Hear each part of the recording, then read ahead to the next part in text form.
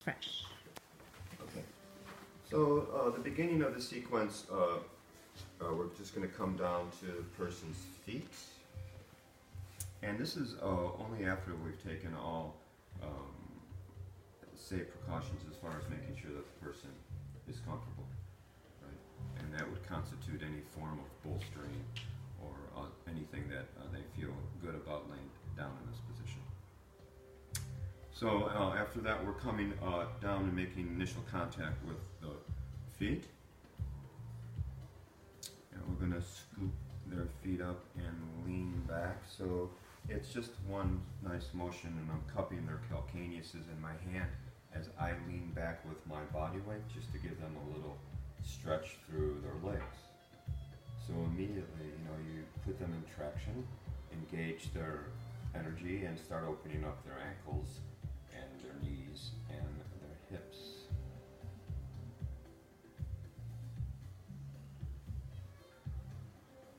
Just a little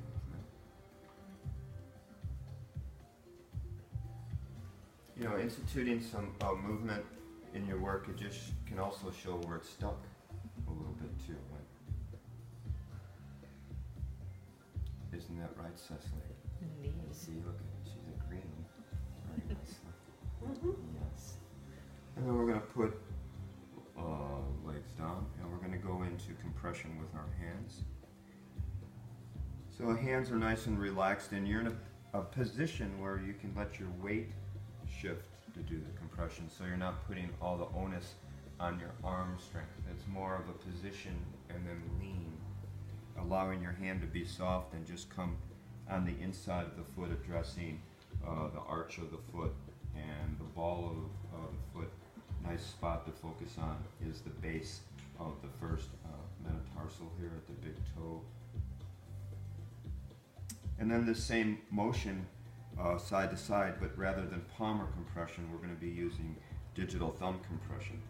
So we're just going to contact with the pad and tip of our thumb, trying to keep our thumb in a extended position so you're not hyperextending and putting too much pressure on the eminence or the joint.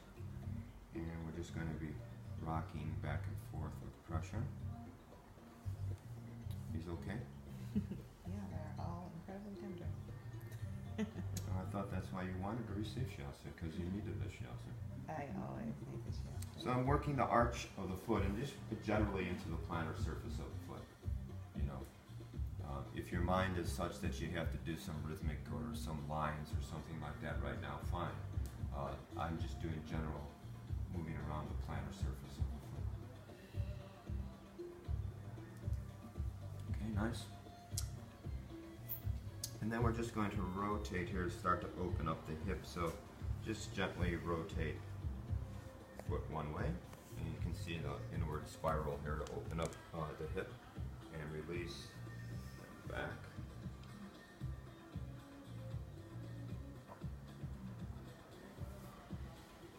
And then just a little toe pulling. Whatever is legal in your state. I don't know. It's different laws from state to state. I think I lost track. And then we're going to bring our focus to one leg. So, the general thing is to just engage, work the feet for grounding, and then we're going to go into one leg, so lifting. And since I've chosen to work on Cecily's right leg, these are nice pants, Cecily. So soft. I'm going to put my right leg underneath her right leg. And this puts me in line here so that I can move in different ways because I'm in central location. But also I'm supporting her knee against any hyperextension.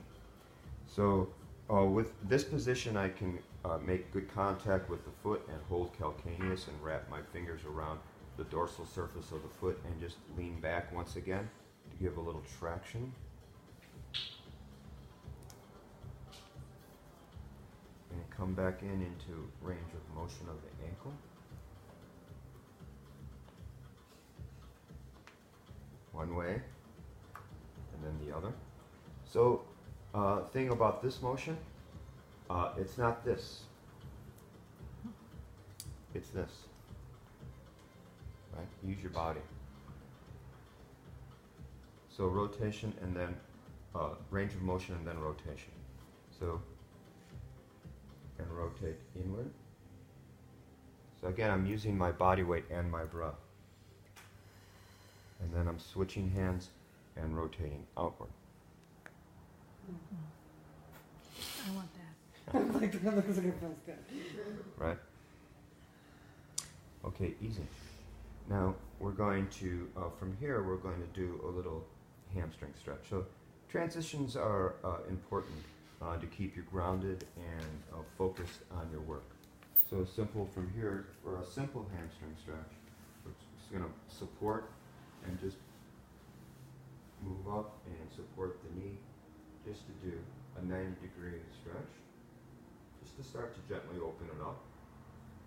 And then we're going to allow the knee to bend and the foot to come down on the mat. So you see this position here, and the heel should be as close to the gluteal as possible. And you're going to support the foot with your bent leg, so it's stabilized. And then I'm going to intertwine my fingers just above her knee and lean back. So this in itself is a very nice stretch. It helps open up the hip. It can also be considered a psoas stretch because of the psoas connection to the lesser trochanter of the femur. And since you're moving it farther away from its attachment in the lower back, this indeed is a hip flexing stretch, so it helps open up psoas. Now you'll see this stretch done a couple, like people will go up and down, which I do sometimes. But my tendency now is to hold the stretch a little bit, and it allows their body weight to pull at the other side, so you get traction from both sides.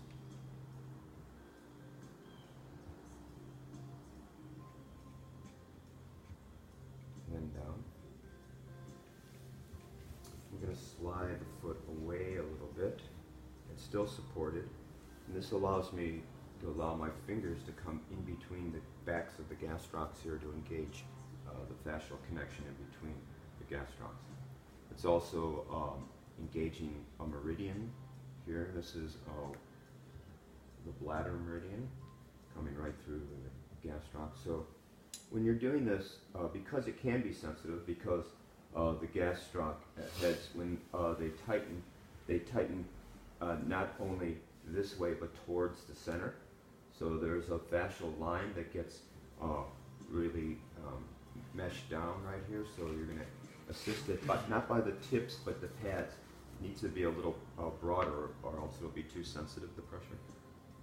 Then you just want to lean back with your body weight. So your pads engage right in between the gastroc heads. Arms are extended so that I get full utilization of my body weight coming back. If your arms are bent and you're doing this, you're using your biceps too much. You allow your arms to extend easier. It allows you to focus your breath a little bit more. And then you just want to put a squeezing on that lower leg a little bit. And we'll just do a couple more things. So I'm going to let this leg come down to stretch here. So transition is this. I'm like this. I bring the leg across to start, and oh, wait a minute. This line right there. So here's a transition. You just see this knee here, you just kneel there and push there. Right, so now this puts this in a nice stretch. And I suggest bringing your foot right up against the sacrum so it locks the body in, so now your hands are completely free. And it liberates you into using your body weight a little easier. Right, so now it's stable and you can just go in and do palmar compression. Right. If you want to be a little bit more specific, I would suggest thumb over thumb, because you can bring a little bit more specificity, not only to the underlying structure, but engaging the meridian itself. And if you wanted a bigger, stronger, broader approach, you would keep this pinned here and then use knee. Okay? So this, again, allows you ability to do more sustained compression. And if you're utilizing sustained compression, you have more of a clearer dressing of the fascia. Right? So you deal with the connective tissue that not only is in between all the muscles, but encases the muscle. So sustained compression changes the texture or viscosity of the fascia, so it allows it to soften as much as it wants. But also it's a good utilization of your body weight.